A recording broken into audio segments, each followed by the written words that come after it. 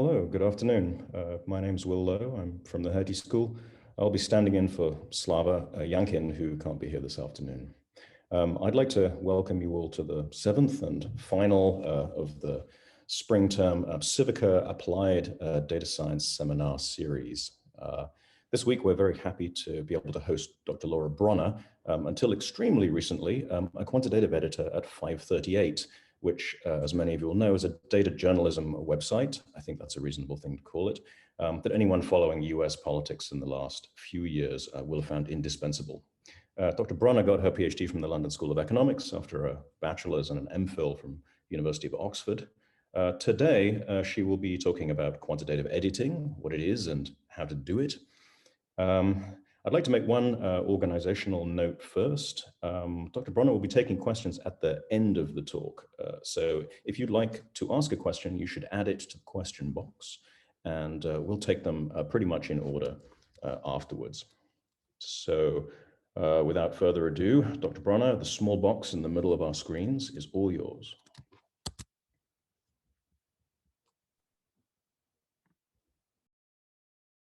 Yeah, the ado is on my end. Apologies.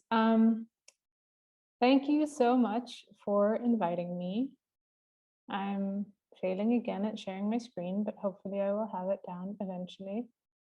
I promise I'm a digital native. I just do a good impression of pretending otherwise. All right. Is this working?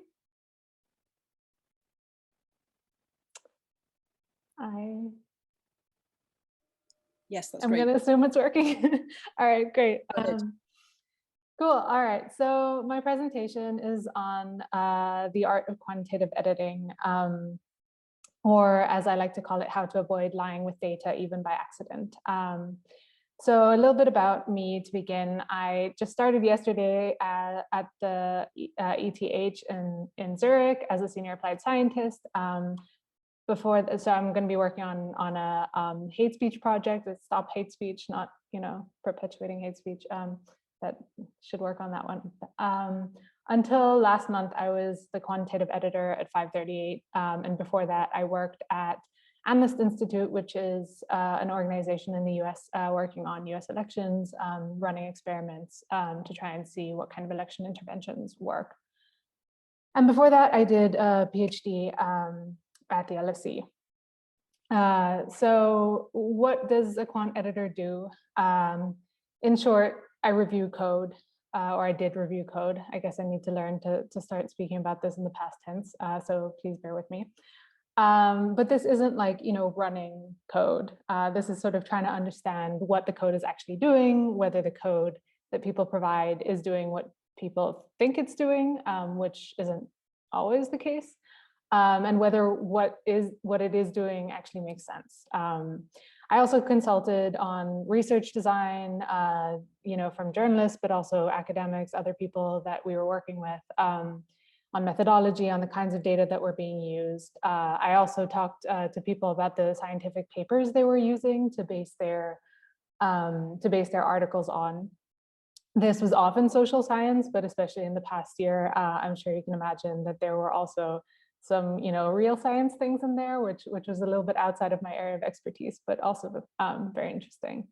I also edited articles for sort of the strength of the evidence, the match between data and like what was actually done and the way it was described, to try and make sure that what the article said accurately represented what had gone on behind the scenes. And then I also, did more classic data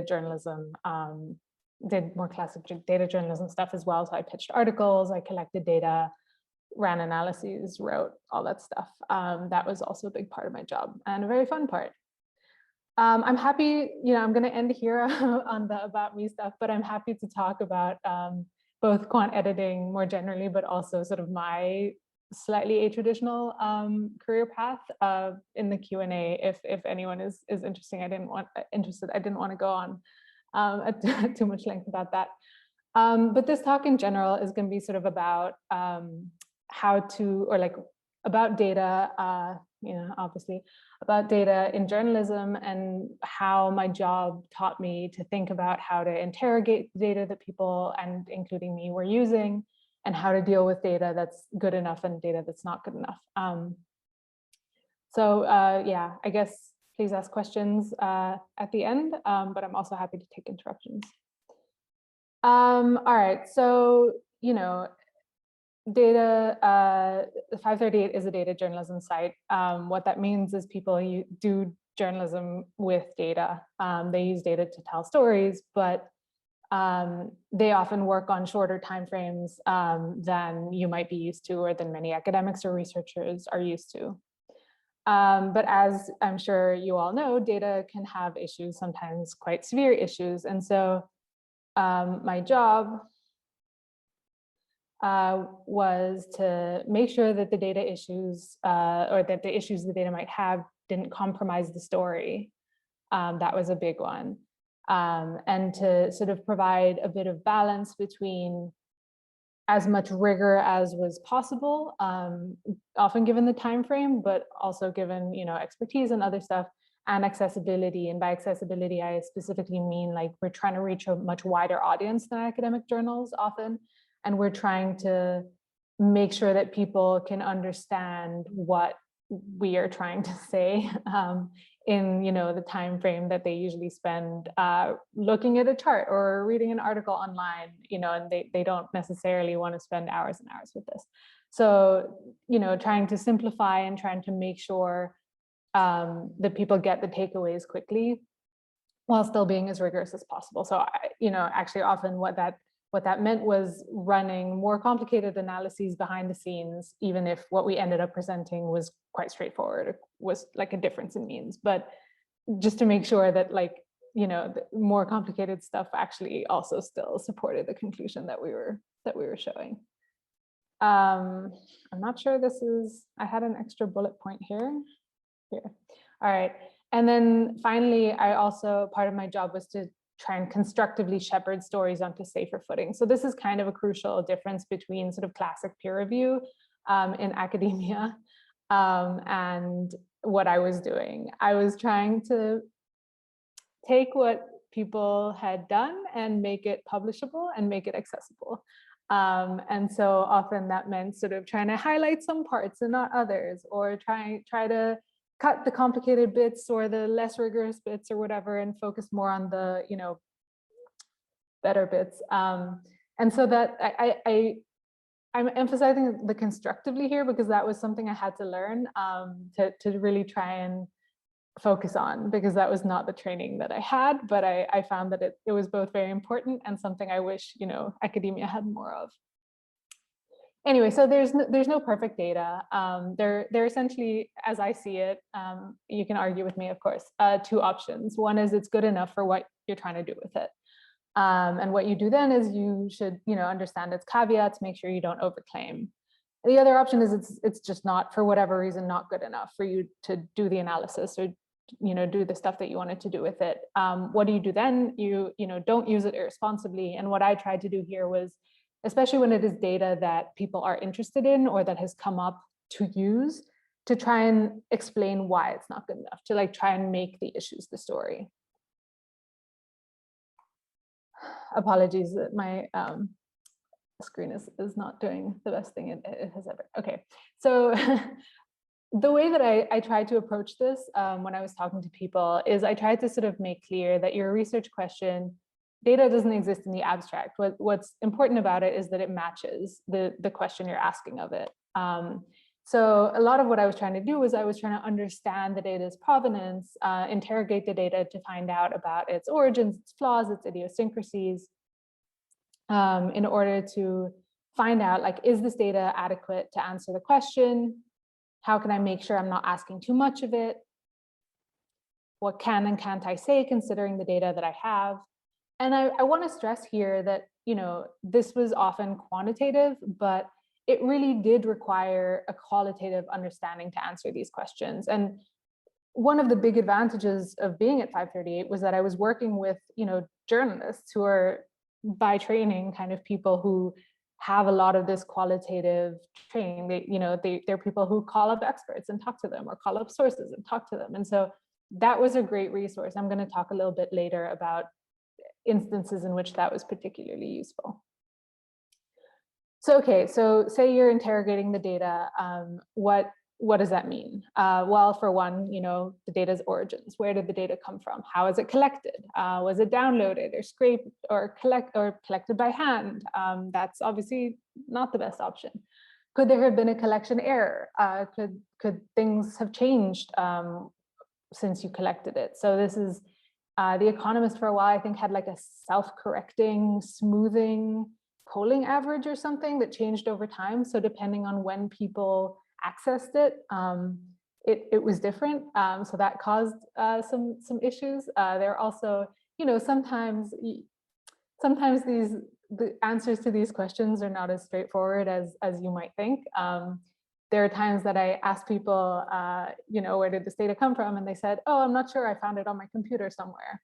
Especially when there are people who work with data a lot and who work with the same kinds of data a lot, you might not entirely know where and when you got the data, but obviously that's kind of important. And where, who did it come from? What kind of organization is responsible for it? Do they have a vested interest in showing a specific outcome? Is any part of it the output of a model? This is actually a more complicated question than you might think. So polls, for example, often have likely voter models embedded in them, and understanding what goes into the model, if there is a model involved in generating some part of the data, is a trickier question than I would have expected before I joined. What else do you know about the data? So are there criteria for inclusion, for example? So one thing we talked a lot about, especially in my first year there, was Democratic primary candidates. So I don't know if you were aware, but 323 candidates filed with the FEC to run in the Democratic primary in last year's election. So we obviously were not writing about 323 candidates, so we had to define what is a major presidential candidate. And we had quite a few criteria. They they had to meet the DNC's debate qualifications, or meet at least 6 of these 10 criteria. If you spend a little bit of time reading this, you might notice that some of it is kind of circular, possibly, and dependent on itself. So if they receive at least half as much media coverage as the median debate qualified candidate, and then an extra candidate qualifies for the debate, that changes who the median is. And anyway, so this was, led to some fun debates, especially once we had sort of publicly committed to these criteria. Are you only looking at units with a certain outcome? That's, another thing that often comes up more often than you might think. One is if you're, for example, asking, academics how to get into academia. That's one type of this version. And this comes up a lot with COVID. The types of people that were getting tested were often people who were sick or were otherwise, at a testing facility, especially early on. And so trying to understand how a unit ends up in your data set is quite important. And this came up as well with studies about mass shooting, for example. And obviously this, can lead to selection bias and can lead to like big problems in the analysis you're doing if you only have units in your data set if they have a certain outcome.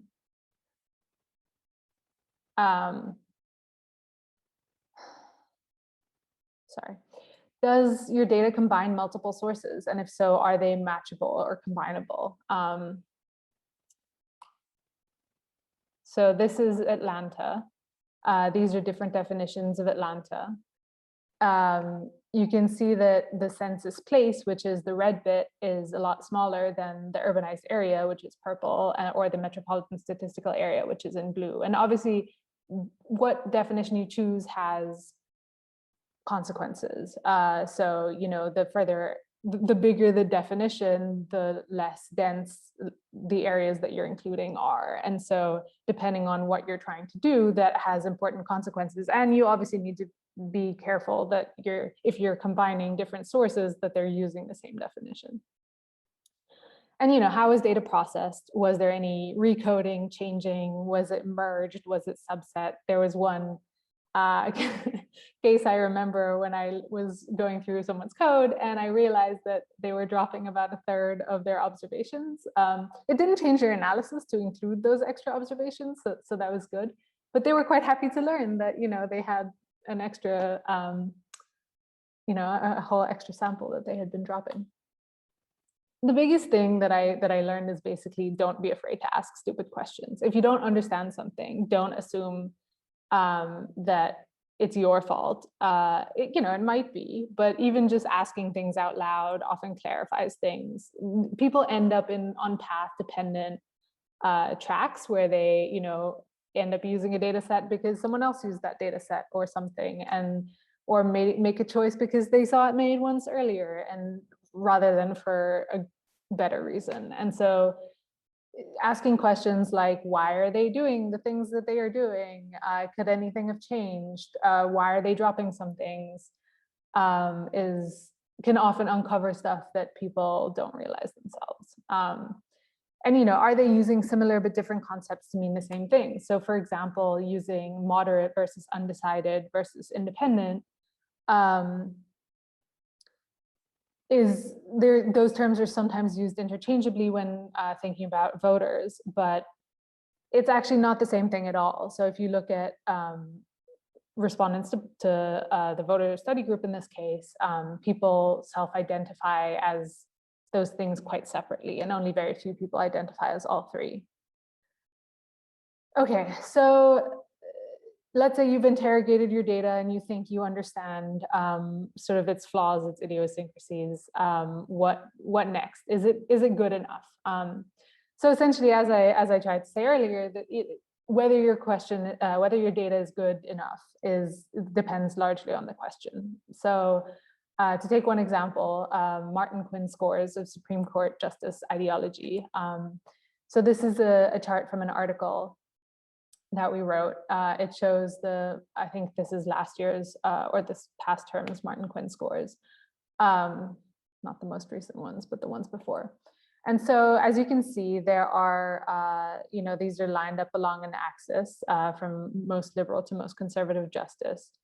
You'll also notice that there's an annotation here. So one of the things, this is sort of an aside, but one of the things that FiveThirtyEight tries to do is to make sure that that graphics can be shared on Twitter without the context of the article, because that is often how they are shared. And so you'll often see the title of the graphic is basically the takeaway from whatever we're trying to show. The subtitle is a description of what the data is and where it comes from. And then there are often annotations, which are intended to sort of, in this case, sort of draw attention to the fact that these scores are estimated with uncertainty, and that's kind of an important thing. And you can see they're reflected in the title as well. It says Roberts was likely the median justice, reflecting that there is some uncertainty there. So this reflects sort of a lot of thought and a lot of debate that went into how we can show these scores in a way that uses them and uses them, highlights their utility, but without overclaiming based on the scores. Okay. What is going on here? All right. Apologies. I don't know if other people are also seeing this flickering, but maybe it's just me and I'm talking to myself. All right. So these scores are based on a model, and essentially what the model assumes is, well, a lot of things, but to simplify a little bit, the model assumes that the cases justices here are similar every year. This is obviously not true. The justices select the cases, and the cases that they hear are not like a random set of cases. And even, yeah. And then also that the justices are similar every year, which is also not true because the composition of the court changes. And so both of these things are, okay, I appreciate it, thank you. Both of these things are not necessarily true, and both of those things sort of affect how one should use and interpret the data. And so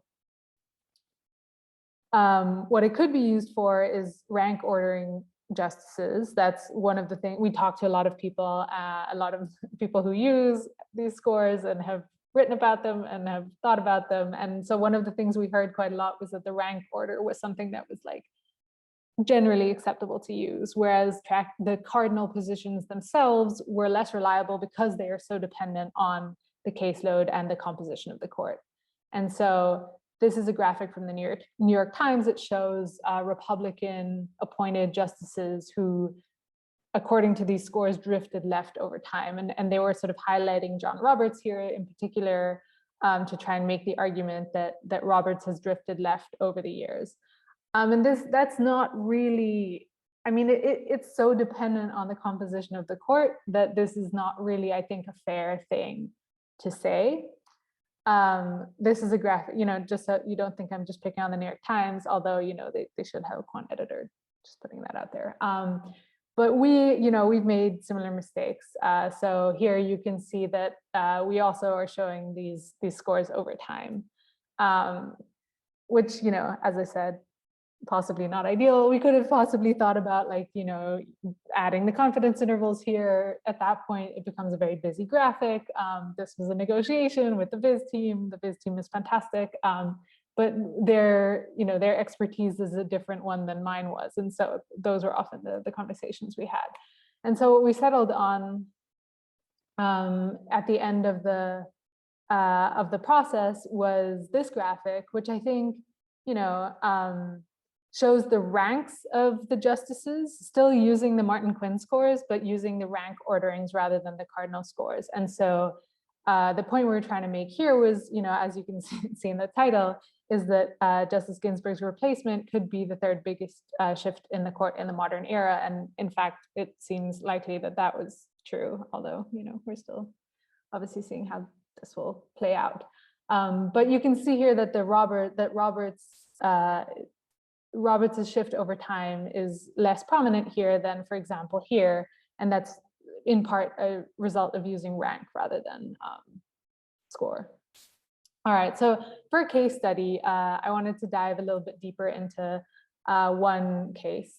So this is a story we did on COVID testing locations. So our hypothesis was that racial and income discrepancies existed in access to COVID testing. And so we had commercial geographic data on testing locations from a company called Castlight, and we wanted to see whether this was true. The problem, as you can maybe imagine, is that there are more sites where there are more people. And so we wanted to take density into account somehow. We could have looked at site per person or person per site within counties, but county borders are porous, people can travel across them. And so that didn't quite get to where we wanted to go. So what we did instead was we assumed that people essentially went to the closest site or go to the closest sites in proportion to how close they are. And then sort of we assigned them there and then checked how many people those sites have to serve. So our method in short was we used census block groups, which is quite a small unit. We assumed people tended to go to the closest sites. We then estimated test site demand, demand on each of these test sites.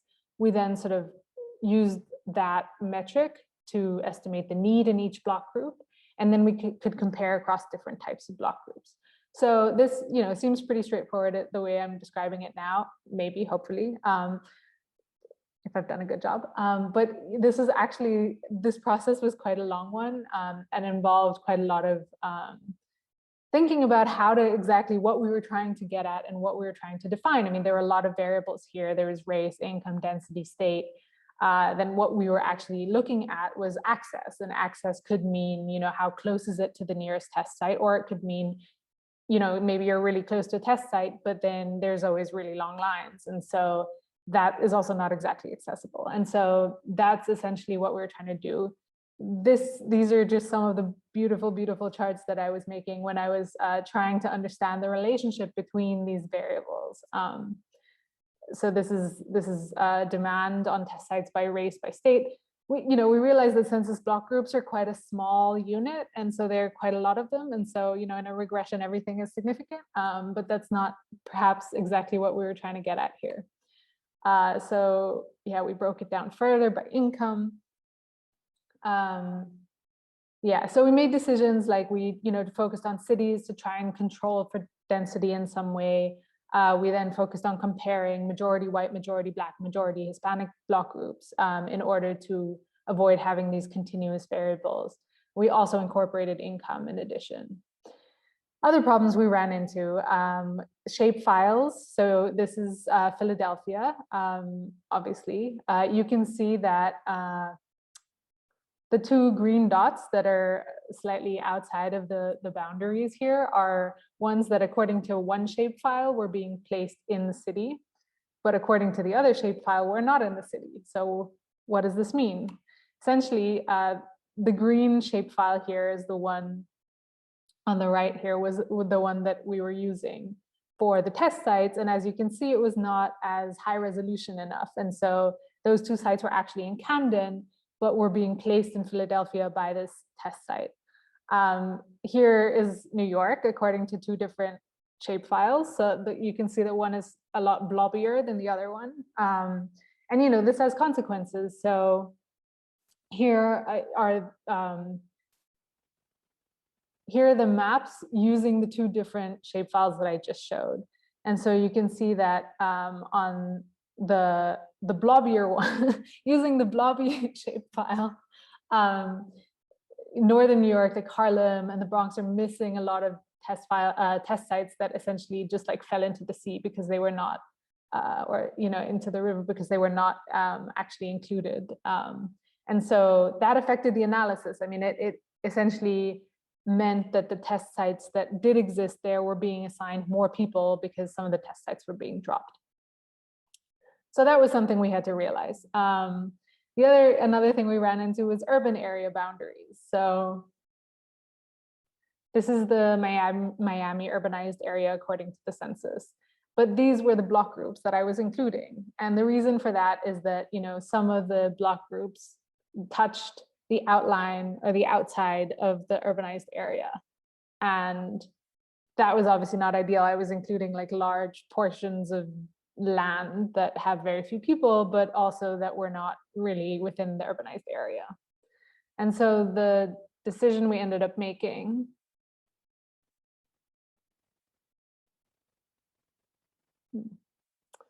was to include block groups that fell where at least 50% of their area fell within the urbanized area. We did play around with this to make sure that that was a reasonable thing, but essentially this is what it led to. It made sure that the block groups we're including were actually more, reasonably within the urbanized area. We also, had duplicates. We were initially told that the duplicate locations in the data set were intentional. 4 days before publication, we were told that they were not intentional, so that was fun. So we reran everything, dropping them. Luckily, our analysis didn't change very much. But yeah, so I mean, these are just some types. So I just wanted to give a little bit of insight into the kinds of things that we run into when we're doing these kinds of big analyses. And the final product in this case was this article, which cities have the biggest racial gaps in COVID testing access.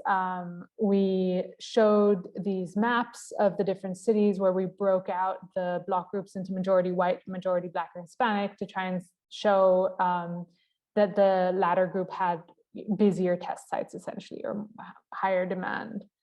And we compared these cities and showed the percentage differences in these groups as well.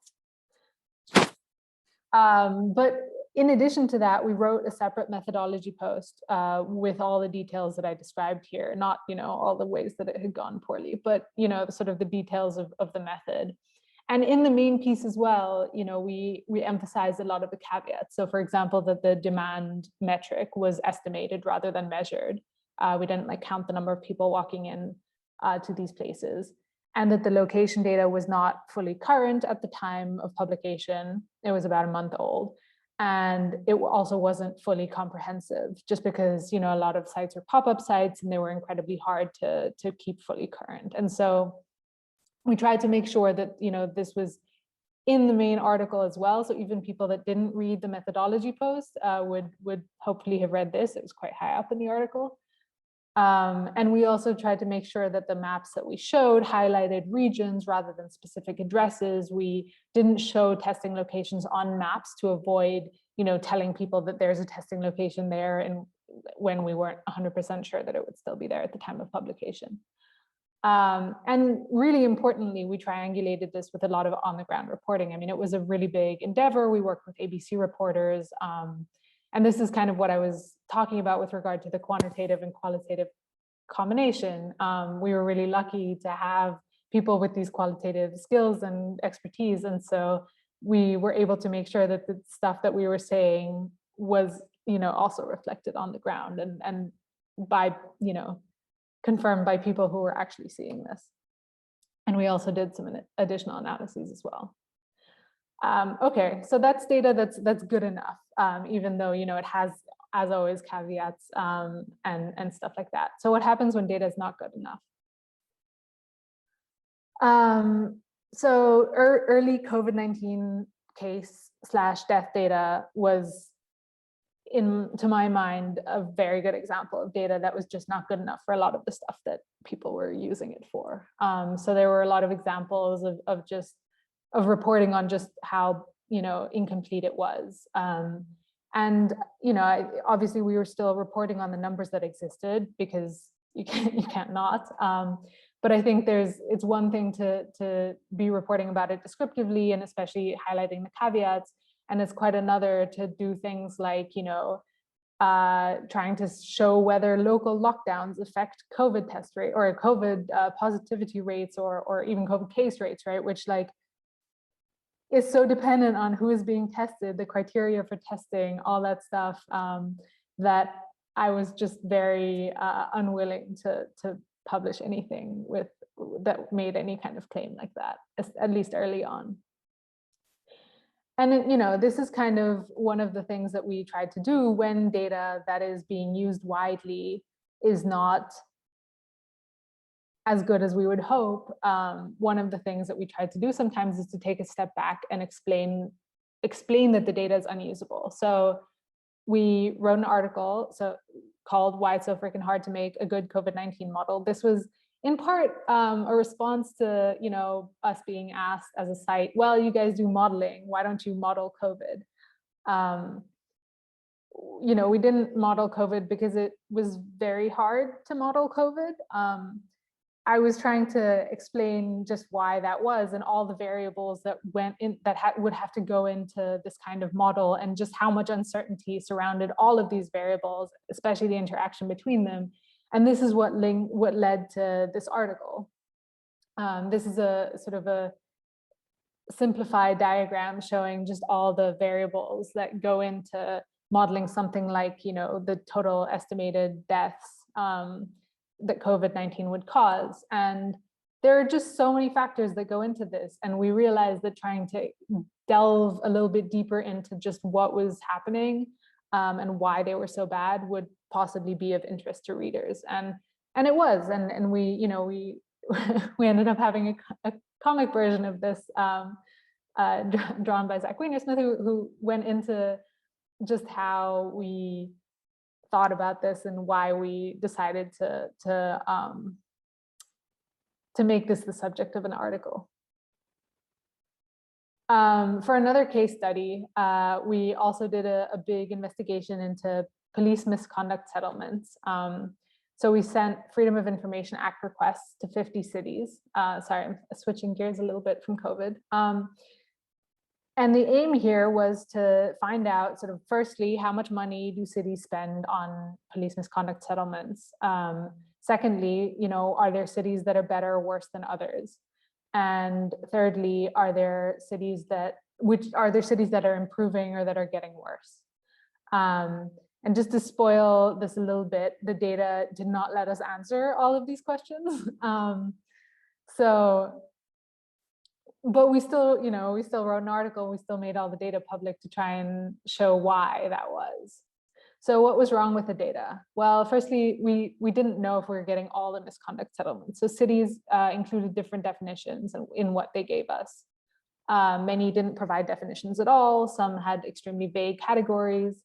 Some included things like car accidents, which is a huge source of police misconduct settlements.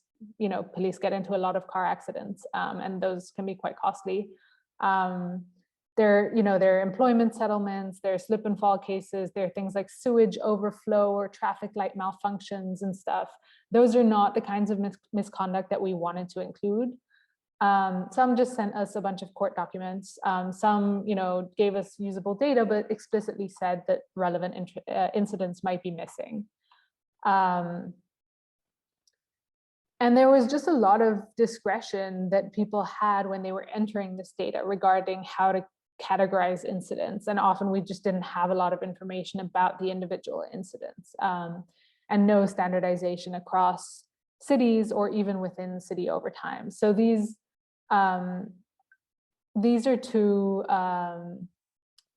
Charleston and Cincinnati. They actually both had a category called civil rights, which made us think that perhaps we could compare the share of settlements in each city that was in the civil rights category. And so, a naive comparison here shows that Cincinnati has a lot more civil rights complaints, or at least a larger share than does Charleston.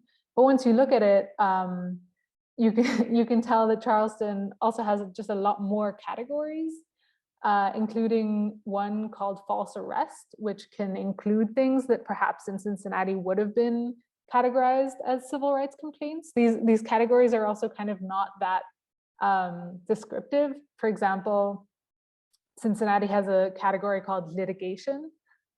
Not sure what that means. So these, even when you have the same name across two cities, it's really hard to know whether these are actually referring to the same type of incident. And so that was just one example of why it was so hard to compare these things across city. And in short, cities don't track this information in a way that allows for comparison across city or even within a city across time. And that was obviously a big part of why we set out to look at this, but the fact that this information doesn't exist was something that we thought was useful for people to know, and useful to unpack and to show, even though it didn't let us answer these big questions. But the fact that this makes accountability incredibly hard, because it makes it really hard to understand, is the amount going up or down? Is the amount cities pay, this is often taxpayer money, is the amount cities pay for police misconduct changing over time? Is it the same types of misconduct that cities are shelling out for? All of this stuff is just basically, at least as it stands, kind of unknowable. And that's an accountability issue. And, stepping back a little bit, even if we had all the settlement amounts, it's kind of unclear what an increase or a decrease in settlements or payouts even means. So this is Cleveland, for example. Over time, you can see that this is showing the total amount paid in settlements, and the green highlighted is the Tamir Rice case, which was settled for $6 million over 2 years. And sort of the trend over time seems to be that the amount of money is increasing, sort of. But it's unclear whether that's because, the police is committing more misconduct, or if it's because victims or victims' families are feeling emboldened to actually sue for damages, or if there are more civil rights lawyers willing to take these kinds of cases on, stuff like that. It's just very hard. There's so many variables that go into whether a city decides to settle and for how much. Maybe a city is increasingly concerned that juries might find in the victim's favor, and so they are more likely to settle. And that's just very, very hard to incorporate into any kind of mental model. So the final product we ended up with was an article, which essentially we described what we had. We described the money that these cities spent on misconduct settlements. But then we also went into quite a lot of depth about why we were explicitly not comparing across city or across time, and why that was an accountability problem. We also put all the data on GitHub. We explained the problems. We explained why we weren't putting this in an easy to use, data set that people could just download with one click. Instead, they would have to click through all these different folders. We specifically didn't want people to use it as a data set of different cities. We were hoping that people might build upon this, maybe journalists in different cities, or even people that wanted to build on this with other FOIAs or other analysis. And we also, described all the recoding and processing that we did, including some of the struggles that we'd faced in trying to make this data accessible. So DC was a case in which we went back and forth multiple times, being sent slightly different data sets each time, some of which were partially overlapping, some of which were not. And essentially ended up using the first one we received, even though we knew it was incomplete, but we at least felt like we understood why it was incomplete, which was not true for some of the other ones.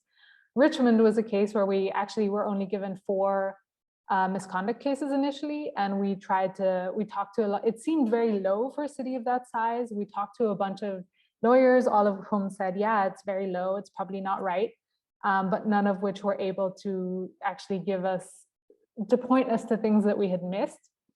And then I think 6 days before publication, and actually the co-author of this piece was already sort of on mandated bed rest, because she was about to go on maternity leave, and we reached out multiple times for follow-up reporting, and the city sent us 7 more cases, of which 6 were police misconduct. We asked why they had missed these initially, and they said it was because they were in a different system that they only realized once they tried to comb through different files and different structures, and it was totally unclear why. So even to them internally, they don't have one place where they're storing all this stuff, which is kind of baffling. And one thing we try to do sometimes when we make the data the story is try to explain like why things are missing. So, if people aren't responding to polls in certain ways, why, are polls imperfect, and can we talk about why that is? So this is an article about non-response bias in response to news events, for example. We also, if the process that produces the data is biased. So this was an article based on an article by Will Lowe and 2 co-authors, which tried to go through, this was, last summer, there was a lot of focus on racial discrepancies in policing. And we tried to explain why some of this data, based on their article, like why some of this data was potentially biased in how it was being generated, and how that can hide even greater bias. Which I think was really useful, because I think a lot of this is not a super intuitive thing to a lot of people. And so one of the things I was trying to do was make research more accessible to readers. All right, I don't know how long I've gone, but those are essentially the ways that I was thinking about data and how to use it while I was at FiveThirtyEight. And I will continue to think about data this way, to be honest, going forward. I hope this was in some way useful. Great, thank you very much. We have 2 questions in the chat here. We'll take them in order. Francesco Mattioli asks, would you say the burden of proof for the validity of data is on the data collector or on the data user, or shared by both? For example, if I, as a user, have the impression the data is incorrect somehow, should I stop using it, or am I safe saying the data comes from a certain source? I mean, it sort of depends what you're doing with it. I certainly wouldn't advocate for continuing to use data that you have reason to believe is incorrect, just because it seems counterproductive. I think that I do think that the burden is shared. I mean, I think that, if you're putting data out into the world, it's kind of on you to make sure it's as good as possible and describe ways in which it might not be. At the same time, if you're disseminating data, if you're someone like FiveThirtyEight and you're putting data in front of a bigger audience, you also don't want to do that if you have reason to believe the data is wrong. Right. So Lydia asks, thank you for an very interesting talk. Is the job of a quant editor something that FiveThirtyEight has a detailed description for, or is it something that you gradually created and experimented with and grew into during your time there? I think they had things in mind that they wanted from it, and then I shaped it to fit my interests as well. I mean, they wanted someone to look at a lot of code. I looked at a lot of code. I didn't, you might have noticed, talk about sports data in this talk. I did also look at a lot of sports code. That was not particular interest of mine. I learned a lot about football in my time there that I have now already forgotten. The American version of football. But yeah, I mean, I think that my interests definitely shaped how I approached the job. But what they wanted was someone to make sure that the code and the analysis that they were putting out into the world was reasonable. And that was sort of the core of the job. Thanks. Jonas Schmidt asks, what is your process for choosing a title for an article? Do you struggle between a snappy and sensational one or a more level-headed title? So at FiveThirtyEight, there's a headlines channel on the Slack where people talk about what headline to give an article. That's often just a discussion between different people. Yeah, essentially, you don't want to misrepresent what's in the article. You also don't need to include all the caveats in the analysis in the title, because that would be quite long. So it is a back and forth. There are some debates about whether a word is a headline word or not.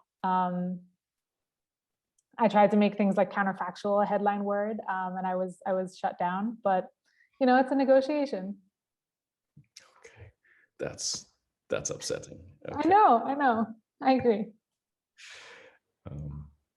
We are through with the questions from the audience, so I will ask you, as someone whose research was reported there, we certainly got a lot of flack for it, and I presume, and looking at the comments, you also did. So I was wondering if you could say something about being, in some sense, when it's less research that you've done yourself, you're in some sense standing for other people, and how is that?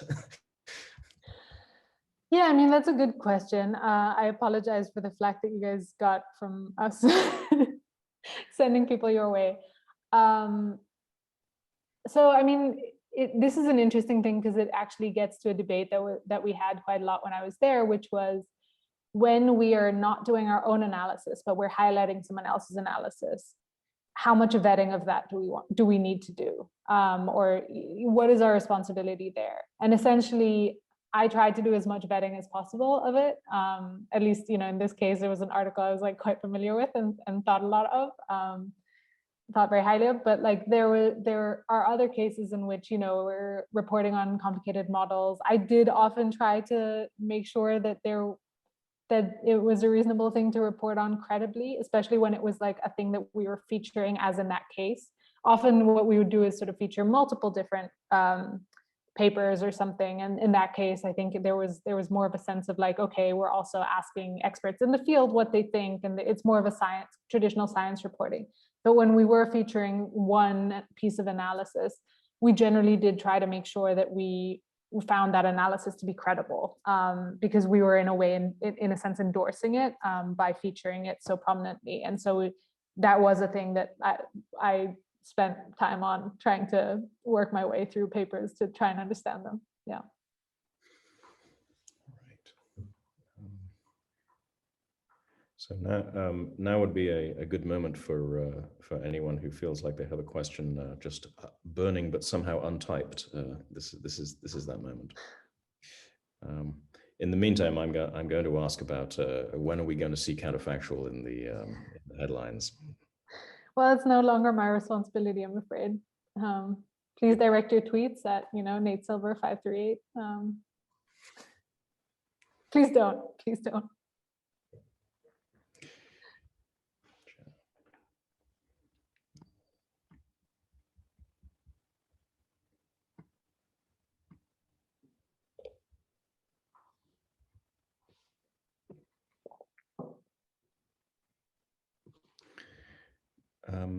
let me ask about the position, really. So you came out of a data-oriented PhD. I guess you always knew you were going to work in like somehow sort of academic adjacent rather than academic, or was that something you fell into, or was that always the plan because that's actually just more interesting?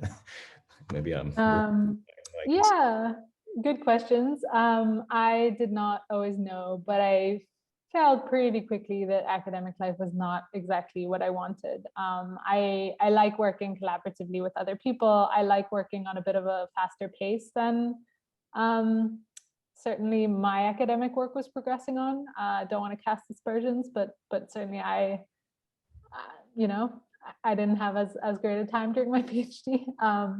And so, yeah, I think that I sort of fell into it a little bit. I've always been interested in media and communication. I think that the intersection of social science, stats, data science, I guess, and communication is something I'm very interested in, and I intend to keep working at. Though what that means precisely will probably keep shifting. But yeah, I mean, I think that FiveThirtyEight is an interesting case because it is read by a lot of academics, and it has this, it speaks both to people that are going to read the methodology section and are going to read the footnotes and are going to read those extra posts, but also people who are just going to share a graphic on social media and perhaps misread it. And so bridging that gap and trying to remain, accessible to both of those and sort of not talk down to people who do want to know more, but at the same time not overcomplicate things for people that don't have a background in this and don't particularly care, which is fair. That balance is something that we all there think quite a lot about and try to bridge. So Doug Hovey asks, he says, first, thanks for the great overview, and asks, do you think science could be improved by journals, conferences, or universities having quant editors? Which of them most, or why not? Oh, I mean, I don't know about the differences between disciplines or anything. I do think, yeah, I mean, I think that I'm kind of puzzled as to why journals don't have quant editors. I think that, I mean, I have a lot of thoughts on peer review in general, but as I'm sure most do. But I think, I think that what I appreciated about my job was that I was not really tending to people's egos or whatever. I was like trying to make sure that what people were presenting was reasonable, was correct. I mean, obviously there's a lot of stuff that is debatable there, but I generally did not say, oh, can you redo this with a different model or something like that. I was mostly just trying to make sure that what people were saying they were doing was what they were actually doing. And I was trying to check their code to make sure not just that it ran, but also that it like did what they said, and that made sense. And I think that, that is something that I definitely think journals could and should do. And I think is more valuable than discussions about framing or literature citing or other aspects of the publication process. Great. Lydia asks what your process is for researching for a topic that you don't have domain expertise. She suggests football. Does it hinder your ability to investigate the data provenance and the data generating processes to properly vet the research? Yeah, undoubtedly. I mean, I think I was definitely better at quant editing the stuff that I knew more about. It meant that I had to rely more on the person who did the research. So I would ask incredibly basic questions like, how do I get this? How do I get this data? What does this abbreviation mean? What is a pocket? What like all these very specific things. And the football writer Josh Hernsmeyer like increasingly like wrote me really nice comments and explained to me what each part of the code meant, which was lovely of him. But also, I'm sure that I might have missed stuff just because I wasn't as familiar with the details and with the nuances of what might be wrong with, for example, football code, compared to something like polls or elections or something that I do feel more confident in knowing about. Although, you know, probably missed up there too. So I think there's probably only one room for one more question here, so I'm going to ask it. If someone wanted to be Laura Bronner and they were an academic, what's the most important thing they wouldn't have thought of, so like compare and contrast essentially. What's going to be useful for an academic to be you rather than. I'm hoping this means like job-wise rather than other things. I think the biggest thing that I had to learn, aside from the whole, you know, trying to be constructive, which I think was big and important, and I would definitely urge people to try and do when they review stuff, is that like complicated methods are not always better. I mean, I think everyone kind of knows that, but I think that there is sometimes the tendency to just do something complicated because you can. And one thing that we really like, one thing that I learned to do was to really be very cognizant of the trade-offs that, like, if you do something even slightly more complicated, explaining it becomes so much harder. And so there really is this cognitive trade-off that, or like thing you're asking of your reader when you're doing something more complicated. And I think that academics often or sometimes aren't, or don't act as if they're aware of that. And I think that being aware of what you're asking of your reader and, you know, trying to make reading a pleasant process for people is something that I think more academics could keep in mind. Great. That looks like our moment. Great. Well, thank you very much again for taking so many questions, and I'll leave Erica to wrap us up. Fantastic. Thank you, Will. And thank you so much, Laura, for being here. It's been a really great rounding off to our seminar series this term. And thanks to the audience for being here. So before you all disappear, I'll just let you know about what you can do over the summer with us. So we have a data science summer school organised by the CIVICA partners, which is a series of one-day workshops on data science methods and applications. So if you're interested in that, or you know somebody who might be, then please check out our website on socialdatascience.network, where you can find further details. I should say this year it is fully sponsored, so it's a great opportunity for anybody who'd like to know more about data science and the kinds of topics we've been exploring over this seminar series.